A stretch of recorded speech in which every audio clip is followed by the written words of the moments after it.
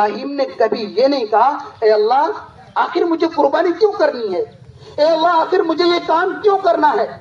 اے اللہ آخر میری بیٹی کی قربانی آپ کیوں چاہ رہے ہیں۔ حضرت ابراہیم نے کبھی انکار نہیں کیا، کبھی سوال نہیں کیا، انکار تو دور کی بات سوال یا نشان تک نہیں لگایا۔ اس سے پتہ یہ چلتا ہے کہ اللہ کا جو ماننے والا اطاعت اور فرما بردار بندہ ہوتا ہے،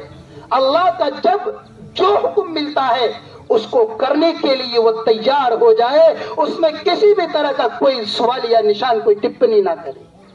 یہ ایک مسلمان ایک ایمان والے کی اعلیٰ شان اعلیٰ پہچان ہوتی ہے کہ اللہ نے اگر کسی چیز کا اس کو حکم دیا تو بلا کسی چو چرا کے وہ اس کو کر گزرے۔ یہ ماننے کا جذبہ، یہ ماننے کا تقاضا ہر ایمان والے کے اندر پیدا ہو جائے، یہ قربانی سے چاہا جاتا ہے۔ چنانچہ حضرت ابراہیم علیہ السلام اپنے بیٹے سے مشورہ کرتے ہیں، اور مشورہ اس لیے نہیں کرتے کہ بیٹا اگر نہ کر دے گا تو نہیں،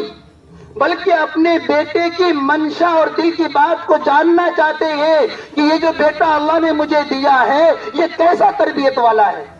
آخر باپ کے سوال کا یہ بیٹا کیا جواب دیتا ہے، کہیں ایسا تو نہیں کہ میرا بیٹا دوسرا جواب دے۔ حضرت ابراہیم اپنے بیٹے کی آزمائش کرتے ہیں، اے میرے بیٹے میں نے خواب دیکھا ہے کہ میں تمہیں ذبح کر رہا ہوں۔ حضرت ابراہیم کا بیٹا، نبی کا بیٹا، ایک نبی کا بیٹا، بہت صابر اور شاکر فرما بردار، اس بیٹے نے جو جواب دیا وہ سننے کے قابل ہے۔ اس نے کہا یا ابت افعل ما تؤمر، اے میرے ابا جان اللہ نے آپ کو جو کہا ہے آپ اس کو کیجئے،